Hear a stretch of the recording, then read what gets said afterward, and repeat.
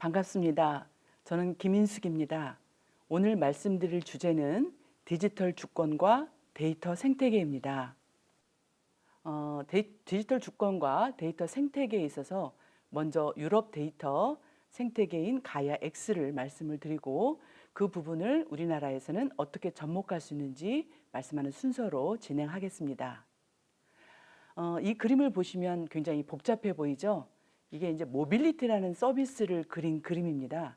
우리는 그동안 자동차 산업이라는 말을 많이 들어왔는데 이제는 모빌리티라는 말을 많이 듣게 됩니다.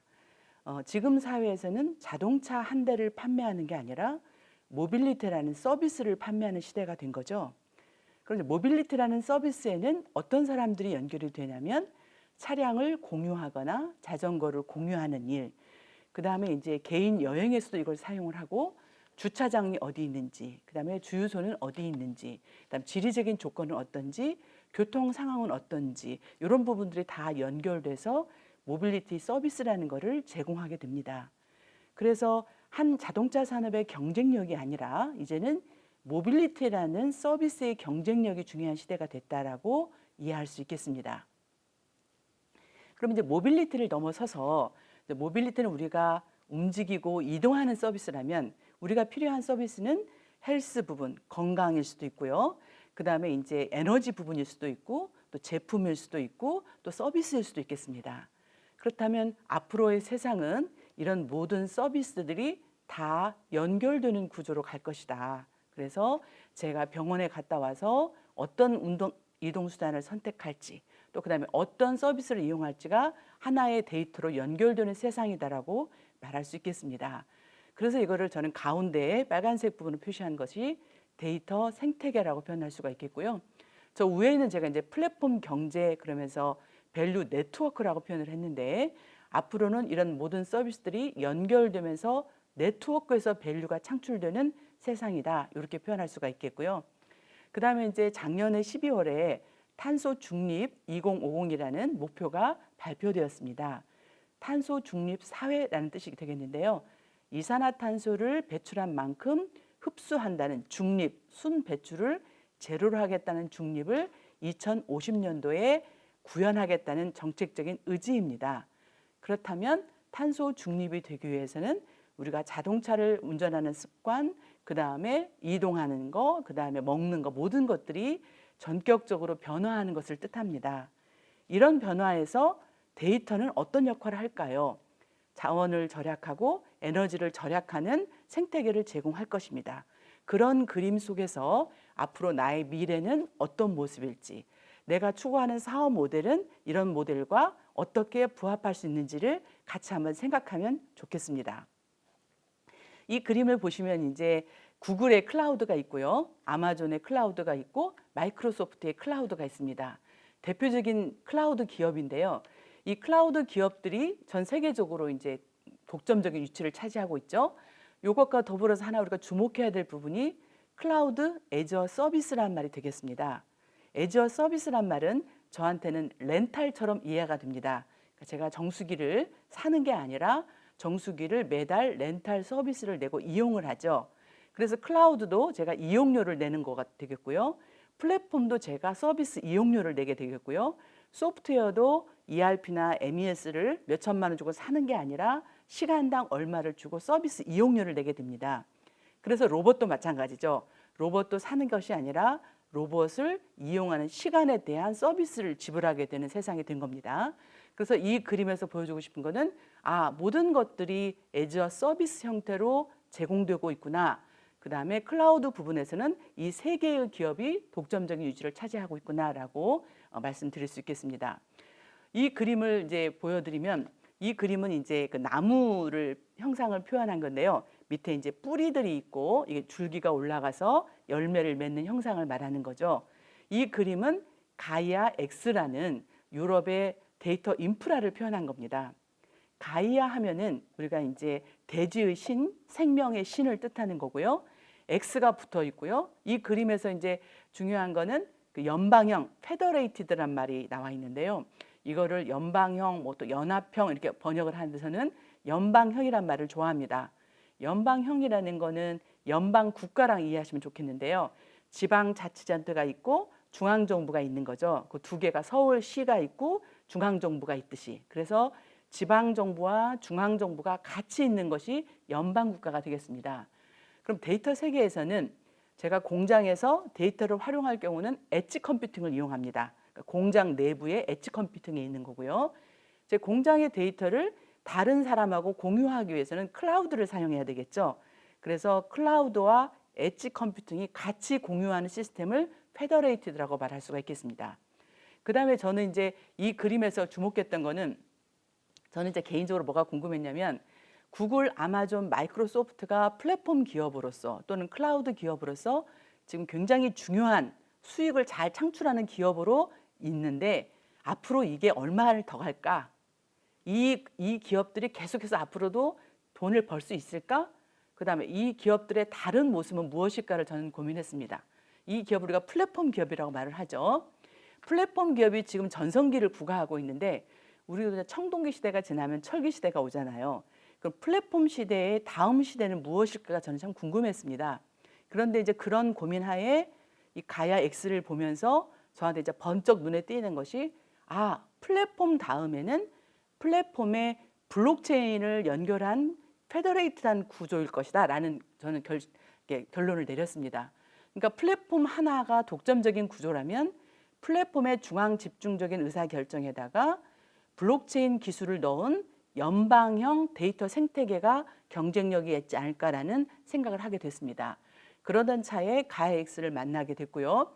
그걸 한번 공유하겠습니다. 그래서 앞으로 어떤 생태계가 살아남을지, 어떤 생태계가 경쟁력이 있을지를 같이 한번 얘기해 봤으면 좋겠습니다.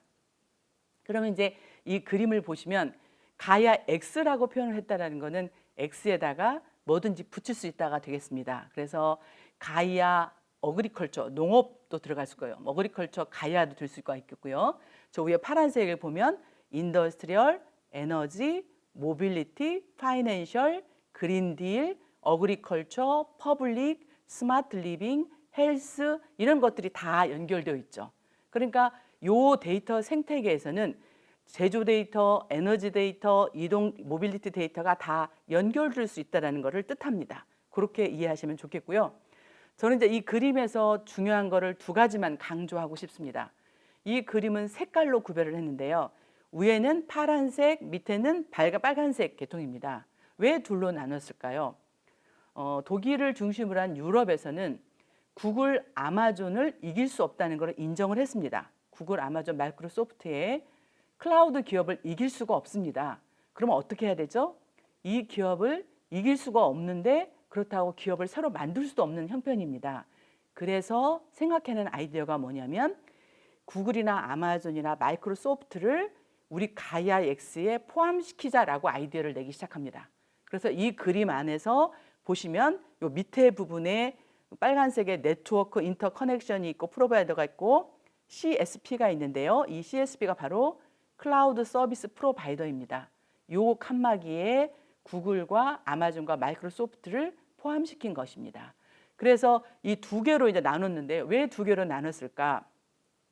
아래에 있는 빨간색은 테크놀로지컬, 기술적인 인프라를 말합니다. 그래서 데이터를 어떻게 교환할지, 데이터의 인프라는 어떻게 꾸릴지 이런 것들을 고민하는 것은 빨간색이고요. 위에 파란색이 전 주목을 하고 있는데 이 파란색은 제가 조직혁명이라고 이름을 지었는데요. 조직 구조에 관한 겁니다. 전 조직 구조를 거버넌스라고 표현을 하겠는데요. 거버넌스 하면 우리가 지배 구조 이렇게 이해하고 있는데 이 거버넌스를 전 조직 구조, 의사결정 구조로 이해하고 싶습니다. 그래서 이 조직을 어떻게 할 거냐. 데이터는 기술적으로 교류가 되는데 데이터를 가지고 있는 사람과 이용하는 사람과 유통하는 사람의 권리와 의무를 어떻게 결정할 거냐. 보험은 어떻게 들 거냐. 이런 부분에 대한 것이 들어와 있어야 되겠죠. 그러니까 결국 기술적인 인프라만 중요한 게 아니라 사람들이 모여서 권리와 의무를 규정하는 이 룰, 규칙이 중요하게 되는 겁니다. 그래서 가야 X는 이 두 개를 동시에 추구하고 있다라고 이해하시면 좋겠습니다. 근데 저는 이제 우리나라에도 마이 데이터 사업도 있고 데이터 댐도 있고 데이터 센터가 있죠. 그래서 많은 데이터 사업들을 하고 있는데 우리는 제가 볼 때 기술적인 인프라에 많이 비중을 둡니다. 기술적으로 어떻게 할 것인가. 그런데 여기에 우리가 추가해야 될 것은 수요자, 조직을 어떻게 구성할 거냐. 수요자와 공급자와 이 매개체를 어떻게 역할을 분담할 것에 대한 이 고민이 앞으로 추가되어야 된다고 생각을 합니다. 그러면 이제 저는 이제 이런 생각을 하게 되죠. 가야 X는 2019년 12월에 나왔습니다. 가야 X를 나오면서 독일이 이제 이걸 말하니까 왜 니네는 또 만드냐 이렇게 말이 많을 거 아닙니까? 그래서 이제 독일은 구글, 아마존, 마이크로소프트를 대항하기 위해서 이걸 만든 거죠. 거기를 벗어나기 위해서. 그래서 이제 디지털 주권이란 말을 씁니다. 그러니까 보통 주권 그러면은 옛날에는 식민지 주권 이러잖아요. 땅을 뺏기면 주권을 잃어버리는데 디지털 주권은 어떤 걸까요? 디지털 시대에 주권을 가지고 있느냐 없느냐의 기준은 무엇일까요? 이제 독일이 두려워한 거는 독일의 제조업 데이터나 그다음 의료 데이터, 제약회사 데이터가 미국 클라우드 기업에 저장이 된다는 게 독일은 불편했던 겁니다. 지금은 내가 아마존에 돈이 싸서 저장을 하지만 만약에 내가 아마존이 싫어서 마이크로소프트를 간다. 그러면 쉽게 갈 수 있을까요? 그게 어려울 수 있다라고 보는 겁니다. 그래서 어려울 수 있는 게 락인 에펙트라고 말하는데 잠금 효과. 내가 어디에 딱 가버리면 털커덕 하고 잠기는 거죠. 그걸 벗어나게 하는 것이 디지털 주권이다. 내가 여기에서 A에서 B로 갈 수도 있고 B에서 C로 갈 수도 있다는 것을 내가 결정할 수 있는 게 디지털 주권이다. 그러니까 종속되지 않는 거죠. 그 말을 내세웠고요. 디지털 시대의 주권을 가장 대표적으로 표현하는 것은 데이터 주권입니다. 데이터 주권. 데이터 주권이라는 건 뭐냐면 나의 데이터를 수집하고 교환하고 저장하고 분석하는 그 각 단계에서 제가 통제할 수 있다는 겁니다. 통제라는 말은 제가 결정할 수 있다는 말이 되겠죠. 그래서 데이터 주권을 행사해야겠다는 것을 대의 명분으로 세웁니다. 그래서 디지털 주권, 데이터 주권을 내세우고요. 그러면 이제 구글, 아마존, 마이크로소프트보다 더 잘 만들어야 되잖아요. 그 사람들보다. 그래서 잘 만들기 위해서 독일과 유럽은 고민한 것이 데이터 생태계라고 말을 표현을 해서 어떻게 하면 생태계 경쟁력이 있을까? 구글, 아마존, 마이크로소프트보다 더 좋은 클라우드는 무엇일까? 클라우드를 넘어서서 모두를 포함하는 데이터 생태계는 누가 살아남을까를 고민하면서 이용자, 유저를 강조하기 시작합니다. 그래서 가장 큰 특색은 이 가야 X는 이용자가 결정한다는 것이 큰 특색이라고 볼 수 있겠습니다. 저는 이제 이 가야 X 홈페이지에 들어가면 자료들이 엄청나게 많은데요. 그 자료 중에서 이 개념 정의가 참 와 닿았습니다. 여기서 보시면은 가야 X 프로젝트는 이니시에이트도 됐는데 뭐 하냐면 시큐어, 안전하고 보안이겠죠. 오픈, 개방되고 서버린, 주권하는 거죠. 그러니까 데이터를 사용하는 데 있어서 보안을 담보하고 개방적이면서 주권을 행사할 수 있는 것을 지원하기 위해서 이 프로젝트가 생겼다는 거고요. 그 다음에 이제 in this way 이렇게 말하면서 self-determined decisions라는 말을 씁니다. 이 말은 자기 결정권으로 저는 번역하고 싶어요. 자기 결정권을 행사할 수 있다는 거예요. 이 자기 결정권은 언제 필요한 거죠? 데이터를 how, 어떻게, where, 어디에, 그러니까 스토어드죠. 저장하고 프로세스하고 사용하는 어디에 하며 어느 곳에 저장할지를 내가 결정한다라는 게 가야 X의 큰 특성이 되겠습니다. 이게 이제 이 사람들이 표방하는 데이터 생태계고요. 이 가야 X가 살아남을지, 그다음에 마이크로소프트가 살아남을지, 아마존이 살아남을지 또는 구글일지를 한번 지켜보면 좋겠습니다. 앞으로 10년 후, 20년 후에 어느 데이터 생태계가 살아남을지, 그렇다면 우리나라의 데이터 생태계는 무엇일지를 한번 질문해 볼 수 있겠습니다.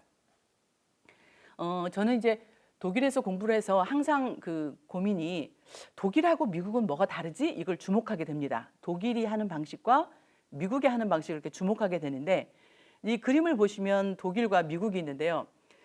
미국은 거대한 기업이 많죠. 실리콘밸리가 있고 돈도 많고 나라도 크죠. 그래서 미국은 대기업 위주로 변혁을 시작합니다. 그런데 독일은 무슨 일만 생기면 다 모여라 이런 구조예요. 독일은 돈도 적고 미국보다 후발주자이고 미국보다 못하죠. 부족하죠. 그러니까 부족하니까 독일은 무슨 일이 생기면 다 모여라는 구조로 갑니다. 그래서 그 구조의 특성을 한번 보겠습니다. 제가 이제 2011년도에 독일 같은 경우는 2005년도에 통일을 하고 나서 굉장히 경제가 어려워집니다. 그래서 이제 뭐 유럽의 병자다, 우리 다 죽었다 막 이러고 있거든요. 독일이 이제 우리는 앞이 안 보이는 거예요. 그래서 앞이 안 보여서 2005, 6년도에 이제 고민을 많이 시작하고 그러던 와중에 이제 생각한 것이 이 그림입니다. 저는 이 그림을 보면서 이제 이 그림의 가로축을 보시면 하드웨어고 이제 옆에는 서비스고 세로축을 보시면 B2B하고 B2C입니다. 미국이 잘하는 건 뭐냐면 실리콘밸리를 중심으로 한 소프트웨어죠. 그래서 미국은 이미 그쪽에서 너무 한 발 앞서 있는 거죠. 한 발이 아니라 뭐 세 발 앞섰다고도 볼 수가 있겠죠. 독일이 생각할 때는 축구로 말하면 전반전에서 미국한테 3대 0으로 졌다고 생각을 합니다. 그래서 독일 입장에서는 이 3대 0으로 진 전반전을 역전승으로 이끌어야 되는데 역전승으로 이끌 수 있는 방법이 무엇인가를 고민하기 시작합니다. 그래서 독일이 고민한 게 뭐냐면 이 4사 분면 중에서 우리가 제일 잘하는 게 뭐지? 라고 질문하기 시작합니다. 그래서 B2C이면서 서비스인 소프트웨어 부분은 포기합니다. 이거는 미국이 워낙 잘하니까 우리가 여기 들어가면 안 되겠다. 그런데 이제 독일 입장에서는 누가 가장 두렵냐면 사실은 미국과 중국이 두렵습니다. 미국은 소프트웨어에서 워낙 앞서 있고 중국은 독일 입장에서는 자기가 열심히 풍력 발전을 만들어서 10만 원에 팔려고 그러면 중국은 10,000원짜리를 가져오는 거예요. 그러니까 독일 입장에서는 미국 때문에 힘들고 중국 때문에 어려운 겁니다. 그래서 이 둘 사이에서 틈새가 무엇일지, 내가 잘하는 게 무엇일지를 고민하기 시작해서 이 파란색으로 표시한 B2B하고 하드웨어에 집중을 하게 됩니다. 그러니까 결국 이제 독일도 인구가 8천만 명밖에 되지 않기 때문에 B2C로서는 승부가 나지 않고 그렇다고 소프트웨어는 포기해야 할 것 같고 그리고 독일이 미국보다 잘하는 거는 제조업입니다. 그래서 제조업인 B2B에 하드웨어를 넣은 거를 여기를 포지셔닝을 하기 시작합니다. 이 부분을 집중을 하는데 여기서도 이제 한번 보세요. 앞으로 지멘스나 IBM이나 구글이나 마이크로소프트나 아마존이 이 제조업에 또 들어올 텐데 이 영역을 누가 승자가 될지 또는 이 부분에서 어떤 비율로 서로 수익을 나눠 가질지를 한번 주목해서 보면 좋을 것 같습니다. 그래서 이 부분에서 어디를 포지셔닝을 하고 내가 강점이 무엇인지를 찾아내고 있었다라고 볼 수가 있겠고요. 제가 2015년도에 독일에 1년 있었는데 그때 당시에 이제 기업들을 만나면 뭐 죽겠다 그러는 거예요. 왜 죽겠냐 그러면은 아까 말한 대로 미국 때문에 미치겠고 중국 때문에 못 살겠다 그렇게 표현을 하더라고요. 그래서 어떻게 살아가려고 생각하십니까? 물어봤더니 이렇게 말을 하더라고요. 태양광 판넬을 팔아서 돈을 지금까지 벌었는데 중국이 너무 빨리 쫓아오는 거예요. 그럼 저는 어떻게 해야 되죠? 그래, 태양광 판넬을 만드는 건 중국이 다 해라. 그럼 나는 태양광 판넬을 만드는 공장 시스템을 팔겠다라고 포지셔닝을 한 겁니다. 내가 더 이상 B2C로 판넬 하나하나를 팔아서는 경쟁력이 없으니까 중국이 하나하나를 파는 판넬이라면 나는 스마트한 공장 시스템을 판매하겠다고 결정을 합니다. 그게 이 사람들의 결정이었어요. 그럼 저는 이제 궁금한 게 그걸 누가 결정했나요? 이 결정을 누가 했나요가 궁금했습니다. 그래서 그 다음에 이제 보시면 독일은 이제 제가 4차 산업혁명을 이란 말을 독일이 만들어낸 말이거든요. 그러니까 독일은 이제 제조업에다가 인터넷은 섞어야겠다 해가지고 4차 산업혁명이란 말을 넣는데 이 말은 디지털 트랜스포메이션, 디지털 DX 다 같은 말이라고 이해하시면 되겠습니다. 독일은 4차 산업혁명을 뭐라고 이해했냐면 저 밑에 보시면 제가 이제 짧게 말해서 4차 혁명 이렇게 말을 하는데요. 그러니까 4.0 이렇게 표현할 수가 있겠습니다. 4.0은 뭐라고 생각을 했냐면 1차 산업혁명은 기계로 시작을 했죠. 방적 기계를 만드는 거고 2차 산업혁명은 전기혁명입니다. 전기가 들어오니까 아무데나 꽂을 수 있었잖아요. 그래서 컨베이어 벨트로 대량 생산이 가능했고요. 3차 산업혁명은 정보통신입니다. 컴퓨터가 들어와서 자동화가 되기 시작했죠. 이게 3.0이거든요. 그럼 4.0은 뭐냐? 4.0은 새로운 기술이 아닙니다. 4.0은 1.0 더하기 2.0 더하기 3.0이라고 이해를 한 거예요. 이 부분을 저는 항상 유념하고 있습니다. 4차 산업혁명은 어떤 새로운 기술이 아니라 1.0, 2.0, 3.0이 만나서 새로운 서비스를 제공하는 거다라는 거죠. 그러니까 지금까지는 뭐 생산성, 효율성을 올리자라고 막 말을 하는데 혁명이란 말을 붙일 때는 생산성, 효율성만 올리는 것이 아니라 새로운 서비스를 만들어내느냐. 이 서비스는 디지털 서비스겠죠. 그래서 새로운 디지털 서비스를 만들어내느냐가 중요한 이제 우리가 관전점이 되겠습니다. 그래서 4차 산업혁명을 우리가 기술혁명으로 이해할 거냐, 조직혁명으로 이해할 거냐. 저는 이 둘 다를 함께 고려해야 된다고 생각합니다. 그래서 내가 어디 부분을 할 건지, 어디를 누구랑 얘기할 건지 제가 1.0, 2.0, 3.0에 합치다 보니까 이 세 사람이 대화를 해야 되겠죠. 소통을 해야 되겠죠. 그래서 소통 역량이 중요해지고 소통혁명이라고도 표현할 수가 있겠습니다. 그래서 아까 말한 대로 그 독일 같은 경우는 미국에 비해서 자본도 적고 뭐 힘도 없고 이러니까 무슨 일이 생기면 다 모이라고 그랬잖아요. 독일은 2013년, 11년도에 정보통신협회 3.0, 2.0 협회, 1.0 협회를 셋을 부릅니다. 불러가지고 우리나라가 지금 어떻게 먹고 살아야 되겠느냐, 어떻게 하면 좋겠느냐를 2년 시간을 줄 테니까 너희 3명이서 만들어 와 그럽니다. 그래서 이 3명이 만나가지고 워킹그룹을 만들기 시작합니다. 2013년도부터요. 그런데도 독일도 이 3명이 만난 적이 처음이었다고 합니다. 그래서 이제 공대생들을 만나보니까 기계 전공한 사람, 전자 전공한 사람, IT 전공한 사람이 그전에는 만난 일이 없었다고 그래요. 그러다 보니까 서로 대화가 안 되는 거죠. 사용하는 단어가 다른 거예요. 그래서 독일도 처음에는 1년 동안 계속 싸우는 거죠. 이 개념이 틀리다, 대화가 틀리다 싸우면서 1년을 하다가 지금은 13년도부터 지금까지 계속 이 워킹그룹이 작동하고 있습니다. 그래서 지금은 6개가 돌아가고 있는데 이 워킹그룹이 독일의 4차 산업혁명을 그리고 있다라고 이해하시면 좋겠고요. 그다음에 아까 제가 말씀드린 가야 X도 그 2013년도부터 사람들이 쭉 모여서 해왔는데 그 사람들이 그림을 그린 그림이다라고 보시면 좋겠고, 위에 파란색은 조직혁명, 데이터 에코시스템, 밑에 빨간색은 기술적인 인프라 에코시스템으로 나눠져 있다라고 이해하시면 좋겠습니다. 저는 이제 궁금한 게 가야 X가 작동이 될까요? 저는 이게 굉장히 어렵다고 생각합니다. 왜냐하면 이게 모빌리티, 금융 다 들어가 있잖아요. 이걸 다 어떻게 데이터로 연결한다는 걸까요? 상상이 안 되잖아요. 그래서 이걸 어떻게 할까를 궁금했는데 이 사람들이 일하는 방식입니다. 일하는 방식을 보면 왼쪽을 보면 유스 케이스라고 나와 있죠. 유스 케이스를 각 모빌리티 분야, 헬스 분야를 다 유스 케이스를 개발해 가지고 그 유스 케이스를 중심으로 생태계를 만들어 가는 겁니다. 그래서 생태계가 위에 빨간색은 조직혁명이고 위에 파란색은 조직혁명이고 밑에는 기술이라고 그랬잖아요. 이 두 개로 나눠 가지고 이 작업을 하고 있다라고 보시면 좋겠고요. 여기에서 일하는 사람이 500명이다. 그리고 에자일하고 에드호크라는 방법론을 쓰고 있다라고 보시면 좋겠습니다. 그러면 여기 이제 보시면 혹시 아시는 회사가 있나요? 여기 회사의 로고들이 쭉 들어 있는데 이 회사들이 여기에 모여서 워킹그룹을 구성하고 같이 활동하고 있다라고 보시면 좋겠고, 약 500명이 활동하고 있습니다. 그다음에 이제 이 가야 X의 그림을 보시면 우리가 인터넷에 들어가서 어떤 구글 들어가면 제 아이디가 있잖아요.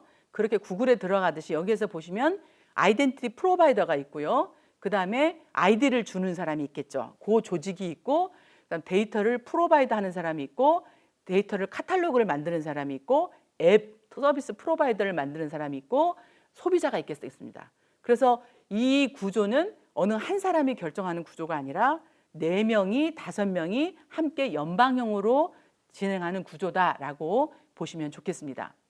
그럼 이제 두 번째, 이제부터는 그렇다면 우리나라에서는 이런 데이터 생태계의 그림을 어떻게 접목할 수 있을지를 중심으로 말씀드리겠습니다.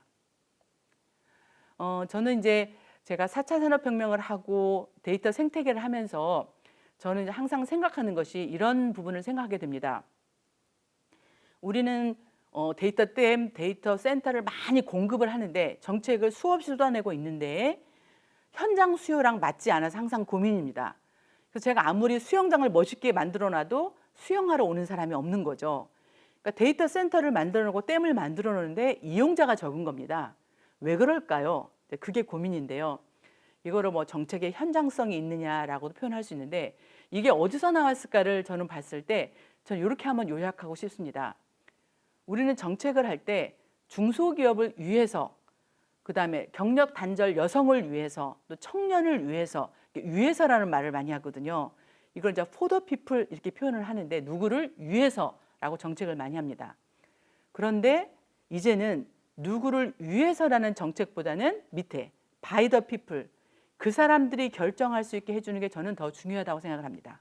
왜냐하면 예전에는 60년대, 70년대에는 사람들이 원하는 바를 예측할 수가 있었고요. 단순하기 때문에 이론 전문가나 소수의 엘리트들이 정책을 수행을 하고 계획을 세워도 잘 돌아갔습니다. 지금은 어떤가요? 지금은 아까 모빌리티 서비스를 보더라도 이 모빌리티 서비스에 들어있는 사람들이 얼마나 많아요. 이 모빌리티에 대한 정책을 어떻게 할까요? 이게 참 어렵습니다. 그래서 정책이 여러 사람이 연결되어 있고 또 시장은 엄청나게 빠르게 변화하는 거예요. 그래서 정책을 만드는 게 쉽지가 않습니다.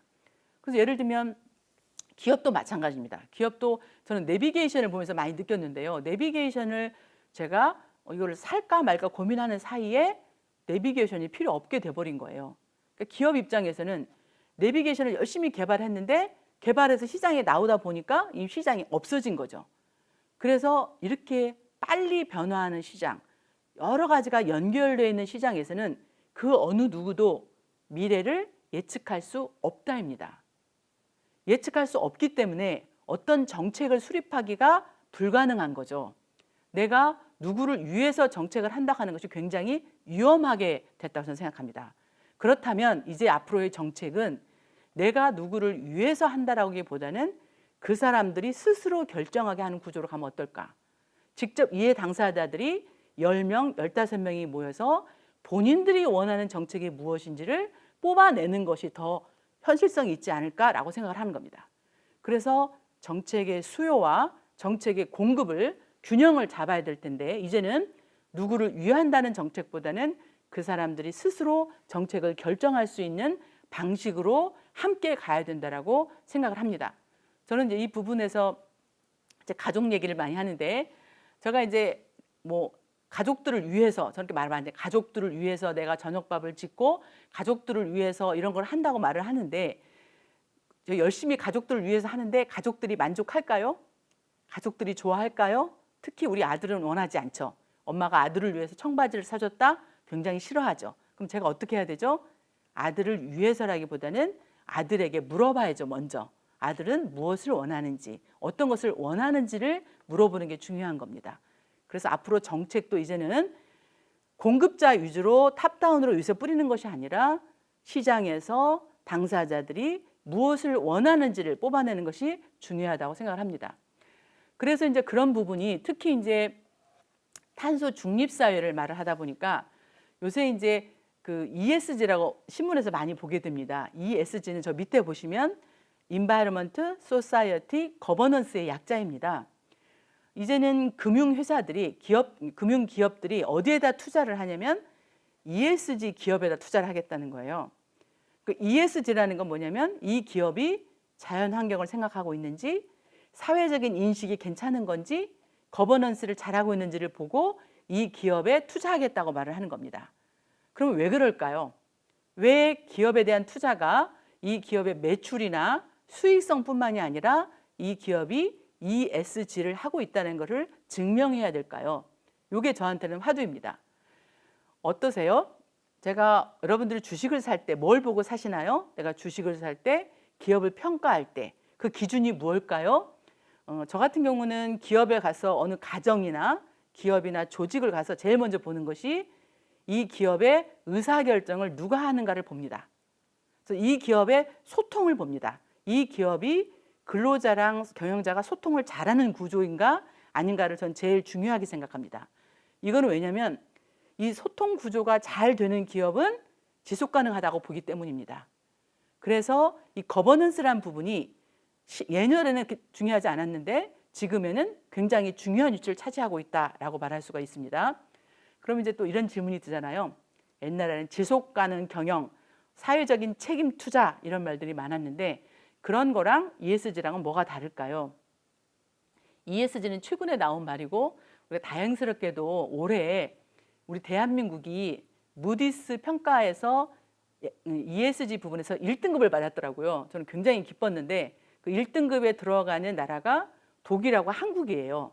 큰 나라 중에서는 작은 나라들은 많이 있는데 그래서 아주 기뻤습니다. 그래서 한국이 왜 거버넌스 무디스 평가에서 1등급을 받았나 봤더니 인바이러먼트는 2등급, 소사이어티는 2등급이었는데 거버넌스가 1등급을 받은 거예요. 어떻게 맞았을 것 같으세요? 거버넌스 1등급은 K 방역을 할 때 정보를 공개한 거예요. 투명성입니다. 거버넌스는 정보를 공개해서 투명하게 진행을 한 거죠. 그래서 이제 저는 대표적인 마스크 앱 기억나세요? 마스크 앱. 마스크가 없었을 때 우리가 어느 약국에 가면 마스크가 얼마였다는 걸 다 알았잖아요. 그리고 그거를 공장에 했잖아요. 그게 우리가 대표적인 성공 사례거든요. 그러니까 K 방역에서 성공할 수 있었던 가장 큰 요소는 거버넌스. 이 정보를 공유하고 투명하게 했다는 것이 성공의 지름길이었던 거죠. 그래서 우리가 이제 1등급을 받거든요. 그럼 앞으로는 이제 이게 기업이든 개인이든 이 조직은 거버넌스가 중요한 거예요. 그러니까 지배 구조라는 말보다 저는 의사결정 구조, 조직 구조 이렇게 이해하는데 근데 조직이란 말이 굉장히 중요하다고 생각을 해서 이 말을 거버넌스라는 말 넣었고요. 그렇다면 거버넌스 의사결정 구조인데요. 어떤 조직이 지속 가능할까요? 또 어떤 조직이 서로 상호 운용, 인터오퍼러블 할까요? 이렇게 말을 하게 되는데 아까 말한 데이터 주권, 그 데이터를 주권을 행사하는 것을 말한다. 우리는 이제 개인정보 보호라는 말을 많이 쓰잖아요. 우리가 맨날 뭐 쓰잖아요. 개인정보 보호. 개인정보 보호라는 말과 데이터 주권이라는 말은 뭐가 다른가요? 저한테는 개인정보 보호 그러면은 왠지 정부가 나를 보호해 준다는 생각이 드는 거고요. 데이터 주권 그러면 제가 적극적으로 뭔가를 행사할 수 있다는 느낌이 들어요. 그래서 저는 개인정보 보호보다는 데이터 주권을 행사할 수 있는 데이터 생태계가 더 바람직하지 않을까라고 생각합니다. 그래서 이런 부분들이 변화할 거다라고 보시면 좋겠고요. 그럼 앞으로 우리나라가 세계적으로 선도국이 된다. 이 말은 이제는 더 이상 누구를 벤치마킹하는 것이 아니라 퍼스트 무버가 되는 거다. 그리고 개념 설계 역량을 가지는 거다라고 말을 하겠고요. 여기에 제가 한번 넣어봤습니다. 한국판 뉴딜의 포스트 코로나를 진행을 하는데 데이터 생태계를 어떻게 할 것인가. 제가 떠오르는 말들이었어요. 코비드19에서 스마트 헬스 부분이 있다. 디지털 사업 모델이 있고 스마트 컨트랙터가 있다. 플랫폼 블록체인이 있고 소재 부분 소부장이 있고 스마트 시티가 있고요. 자카르타의 스마트 시티를 수출하죠. 또 아세안 국가가 있죠.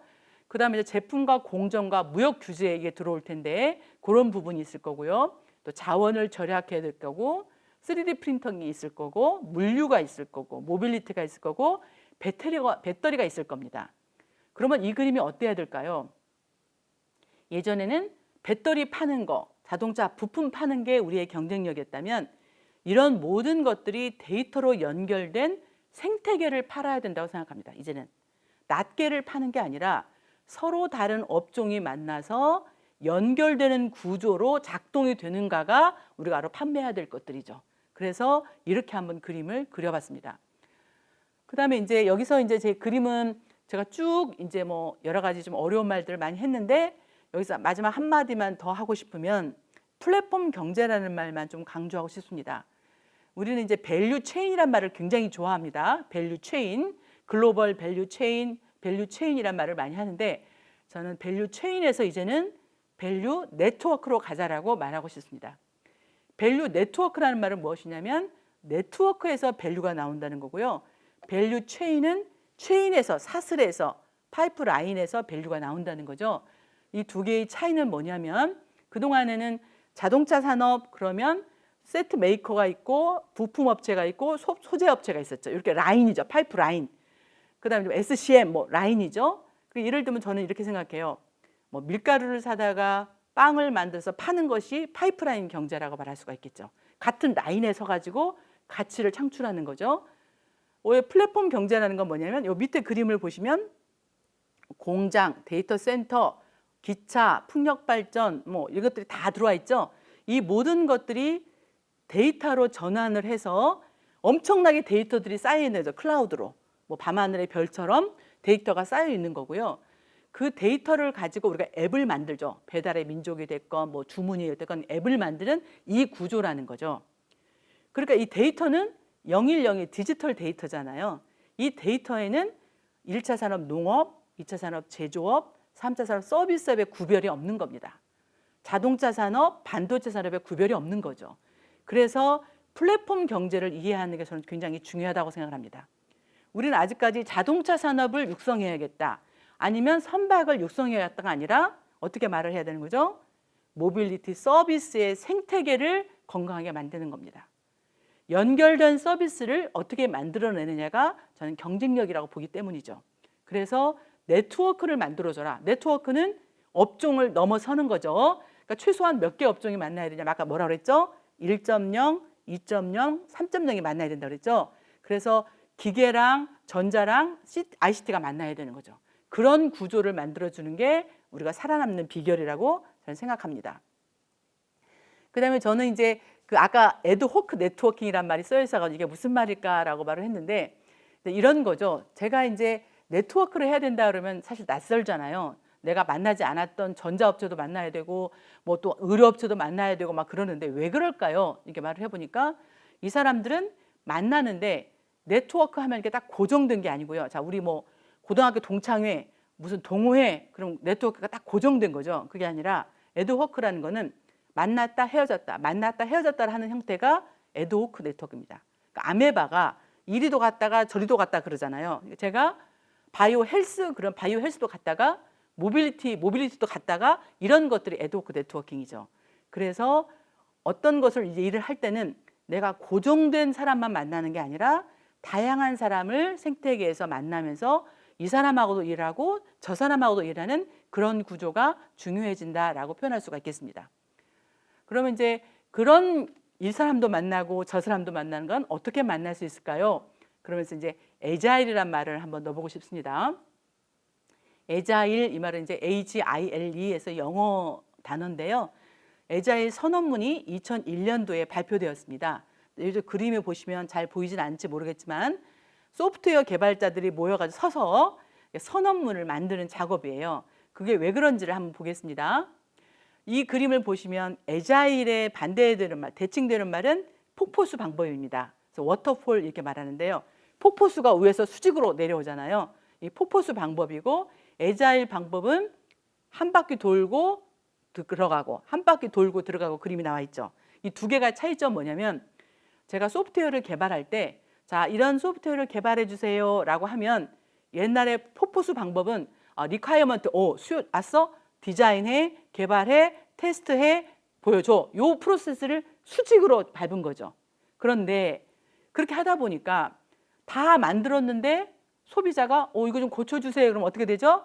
다시 해야 되잖아요. 그러다가 너무 힘든 거죠. 했더니 다시 처음부터 돌아가야 되니까. 그래서 그거를 없애기 위해서 어떻게 하냐면 자 4개월 동안 만들어주세요. 그러면 앞에 폭포수 방법은 4개월 동안 만드는 거고요.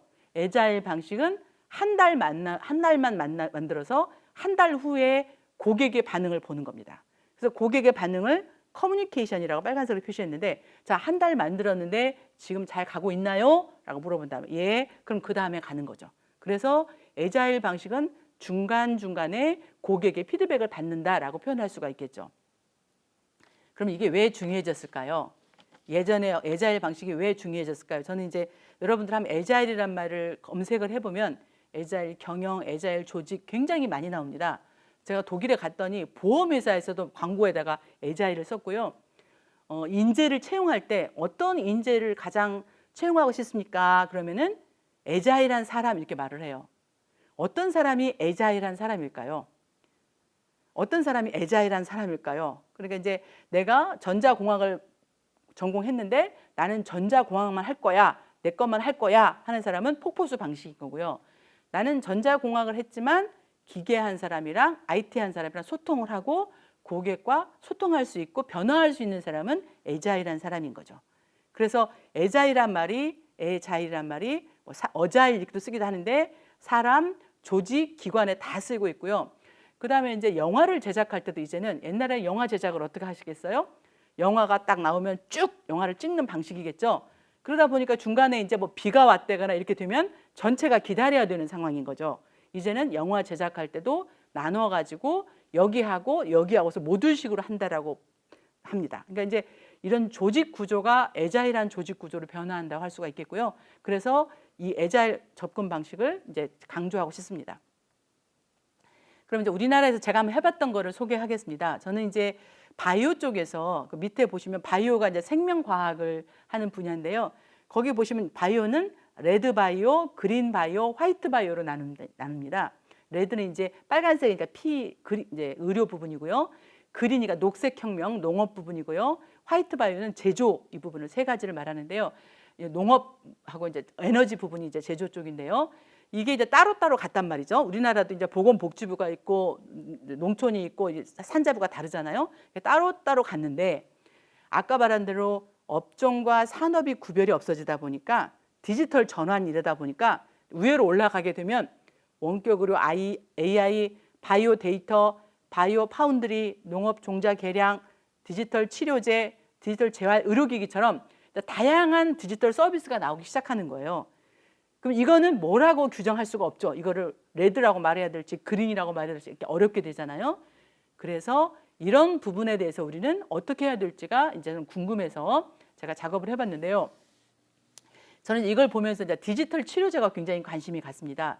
디지털 치료제라는 거는 약을 먹는데 그 약 먹는 거에 앱을 깔아주는 겁니다. 그래서 제가 약을 먹었을 때 증상이 어떤지 또 증상이 어떤 변화가 있는지를 앱에다가 기록하는 그런 거를 이제 디지털 치료제라고 그러는데 이게 제가 왜 관심이 있었냐면 우리는 이제 항상 뭐 이런 제품을 보면 FDA 승인이 딱 붙어 있잖아요. 미국의 FDA 승인 이게 되게 중요하다고 생각하는데 이 디지털 치료제 부분은 FDA 승인이 아직은 예외 상황, 그러니까 FDA 같은 건 지금의 기존에 의약품을 다 승인하는 구조가 다 있었는데 디지털 치료제는 제약회사랑 IT가 연결이 되기 때문에 이거를 뭐라고 규정하기가 어려운 거예요. 이 새로운 제품에 대해서. 그래서 새로운 제품을 승인하고 허가하기가 어려운 거예요. 그러니까 우리도 식약처에다가 신청을 하면 6개월 이상이 걸리는 거예요. 왜냐하면 현재 있는 것도 어려운데 새로운 제품이 막 나오니까 IT랑 붙어가지고 그런 부분이 지금 어렵다고 그러더라고요. 그래서 저도 이제 그 현장 전문가들을 만나면서 우리나라가 제약이나 이런 쪽에 세계에서 2%밖에 안 된대요. 시장에서.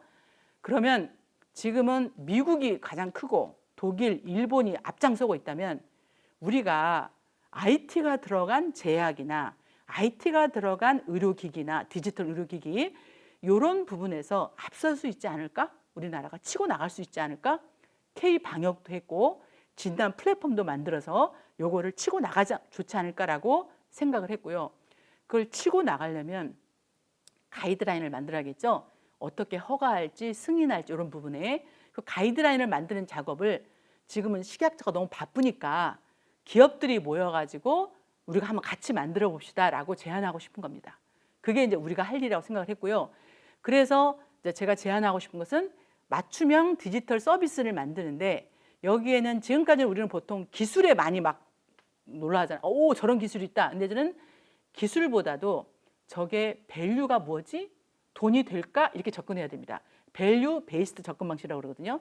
새로운 기술이 관심뿐만이 아니라 새로운 기술을 활용해서 어떤 돈을 벌까가 중요하거든요. 그래서 밸류 베이스드란 말을 쓰고 싶고요. 그다음에 이제 이거 하려면은 누가 만나야 될까요? 바이오 하는 사람, 의학 하는 사람, 약학 하는 사람, 인공지능, 플랫폼, 5G, 그다음에 뭐 소비자 다 만나야 되겠죠. 이렇게 다 만나서 새로운 서비스를 발굴했으면 좋겠다.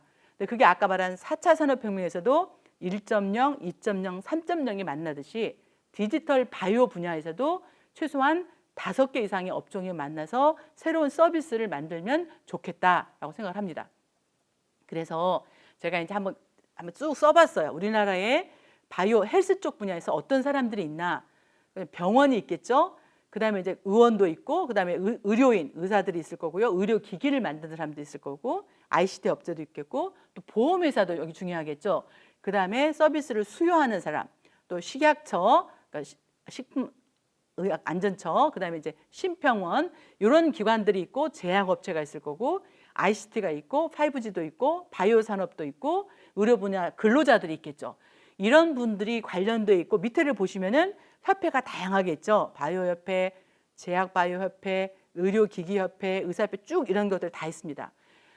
이 사람들이 몇 명이나 될까요? 아마 제가 넣은 것만 해도 20, 30명이 되겠죠. 그러면 어떻게 생태계를 만들까요? 데이터 생태계를 어떻게 만들까요? 저는 우선 만나야 된다고 생각합니다. 여기에 계신 분들이 새롭게 뭔가를 사업 모델을 만들기 위해서 최소한 5명 이상이 만나서 이 작업을 해야 된다고 생각을 하는 거죠. 그래서 이제 아까 앞에서 설명했던 가야 X를 보시면 얘네들이 뭐 하고 있나라고 보시면 유스 케이스를 만들어요. 유스 케이스인데 여기서 유저 퍼스펙티브 한 거잖아요. 이용자를 고려했다는 거예요. 공급자 위주가 아니라 수요자 위주로. 그래서 이용자를 위주로 생각을 해서 18개의 유스 케이스를 만들고 있다라고 보시면 좋겠고, 스마트 헬스 커넥트라는 요걸 한 번만 간단히 소개를 하겠습니다. 이 그림이 이제 유스 케이스인데요. 스마트 헬스 커넥트라는 유스 케이스를 지금 하고 있고, 여기에 들어있는 사람들을 한번 보죠. 먼저 보시면은 웨어러블 하다 보니까 환자가 이제 운동하는 거, 활동하는 거, 심혈관 데이터가 쌓일 거고요. 그걸 해주는 앱을 만드는 기업이 들어올 거고요. 종합병원이 있을 거고요. 그 다음에 개인 병원이 있겠죠. 이런 데이터를 익명 데이터라고 그러죠. 이름을 뺀 데이터. 그래서 익명 데이터를 인공지능 분석을 하는 가야X라는 데이터 생태계가 있는 거고요. 거기에 이제 공공 연구 데이터, 그동안 했던 연구 데이터가 들어오는 거고, 인공지능을 사용할 수 있는 데이터 기반이 들어오는 거죠. 그런데 이제 이 그림을 우리나라하고 독일의 차이점은, 이 그림을 우리나라는 공급자 위주로 정부에서 그림을 주도적으로 그린다면, 독일은 이 그림을 사용자들이 직접 와서 직접 그리고 있다라고 생각합니다. 물론 이제 무엇이 효율적인지는 좀 생각을 해봐야 되겠죠. 이렇게 사용자 하다 보니까 너무 느릴 수도 있고 잘 안 될 수도 있고 이런 복잡할 수 있는데, 여기서 중요한 거는 유저들이 처음부터 들어왔다는 것이 굉장히 중요하다고 생각합니다. 저도 이쪽 분야에 있지만 제가 마이 데이터를 잘 이해하지 못하고 데이터 때문에 이해하지 잘 못하거든요. 우리는 이제 그런 정책들이 많이 와갔지만 정작 시민들은 그 정책을 이해하지 못해요. 그런데 이런 경우는 제가 직접 들어가서 하기 때문에 내가 알고 결정하는 거거든요. 그러니까 이런 정책은 홍보가 필요 없는 거예요. 내가 결정했기 때문에. 우리는 제가 결정하지 않았기 때문에 법이 만들어지고 정책이 막 쏟아져도 이해하지 못하고 정부는 홍보를 한다고 하는데 저는 잘 이해를 못하는 거죠. 그게 제가 볼 때는 아쉬운 점입니다. 그래서 이제 앞으로 우리나라도 모빌리티 플랫폼 따로, 뭐 헬스 따로, 인공지능 따로 할 것이 아니라 다 같이 함께 하자. 이 모든 것들을 하나의 생태계로 묶자. 하나의 생태계로 묶기 위해서는 데이터 생태계가 들어가야 되겠죠. 그래서 이 그림을, 큰 그림을 어떻게 그릴 것인지 이 부분을 이제는 논의해야 될 때라고 생각합니다. 공급자 위주로 데이터 댐이 만들어지고 데이터 센터가 만들어졌다면 이게 작동이 되기 위해서는 수요자가 원하는 서비스가 무엇인지를 알아서 거기에 맞춰서 소프트웨어를 개발해야 된다고 생각합니다. 그다음 이거는 이제 제가 이런 얘기를 하면 이제 우리 워킹 그룹을 15명이 모여서 합니다. 이렇게 말을 하면 그렇게 말씀을 하세요. 그건 독일이나 가능하지 우리나라에는 쉽지 않다. 생각해 보세요. 노동조합이 오고 대기업이 오고 중소기업이 오고 환경단체가 오고 이러면 서로 싸우다 끝납니다. 이렇게 말씀하시더라고요. 그래서 이제 제가 이제 고민한 거는, 저는 이제 제가 한 5년 정도를 물론 그 전부터 더 했지만 저는 이제 어떻게 하면 우리가 말을 잘할까, 또는 어떻게 하면 뭐 분과 회의를 잘할까, 어떻게 하면 토론을 잘할까를 많이 고민을 하고 실제로 해봤는데요. 제가 하는 방식은 이렇습니다.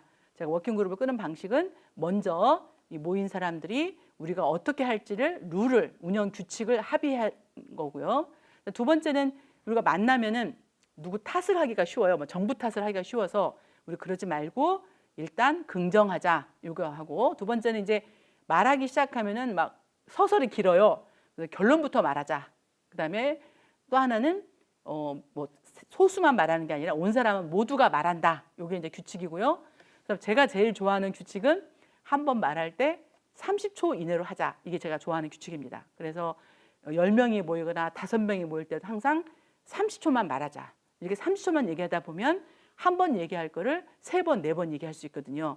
그게 제가 말하는 규칙이고요. 요거를 이제 합의한 다음에 워크숍을 합니다. 그래서 이제 워크숍을 하게 되면 그럼 뭐가 다른가요? 우리 뭐 포럼도 하고 다 많이 하는데 뭐가 다를까요? 그래서 이제 워킹 그룹을 서로 내용을 공유하고, 그다음에 이제 우리가 만났을 때는 5명 이상으로는 5명 이하로 그룹을 만듭니다. 우리가 5명만 넘어서면 이야기할 기회가 별로 없지 않습니까? 그래서 5명 이하로 소그룹을 만들고 애자일 방식으로 10분 동안에 뭐 3번 하는 거죠. 30분 동안 한 번 말할 거를 10분을 3번 하는 방식으로 진행을 합니다.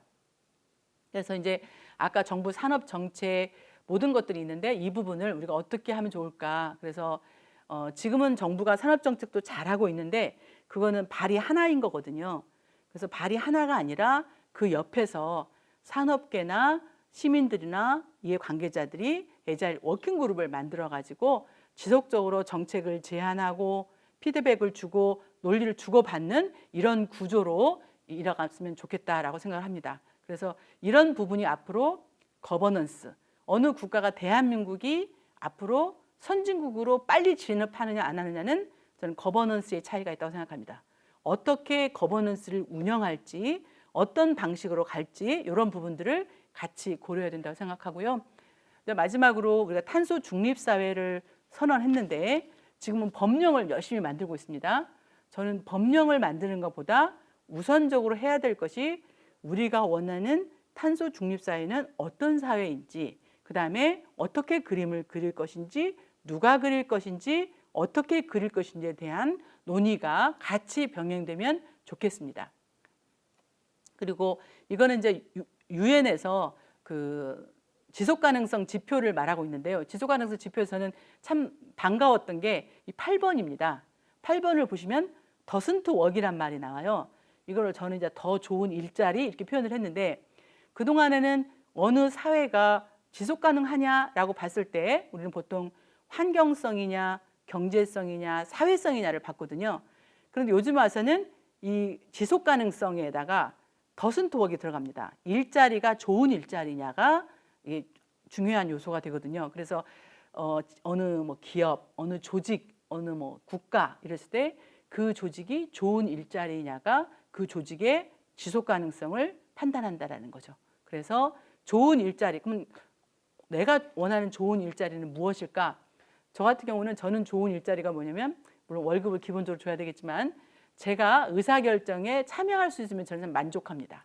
그래서 어떤 일을 저한테 물어보고 어떻게 생각하십니까? 당신 생각을 어떻습니까? 물어보는 거가 저는 제가 존중받는다고 이해를 하게 되고 존중받는 조직에서 제가 편하게 말할 수 있을 때 저는 만족도가 굉장히 높거든요. 그래서 그런 좋은 일자리에 대한 사람들의 만족도, 취향 같은 것들이 같이 반영이 되는 것들이 앞으로 지속가능한 발전에 중요한 요소라고 생각합니다. 여기까지 제가 이제 말씀을 드렸습니다. 정리하자면 이제 데이터 생태계를 어떻게 그릴 것인지, 거기서 데이터 주권은 무엇일지 함께 만들어가는 ESG는 무엇인지에 대해서 말씀드렸습니다. 경청해 주셔서 고맙습니다.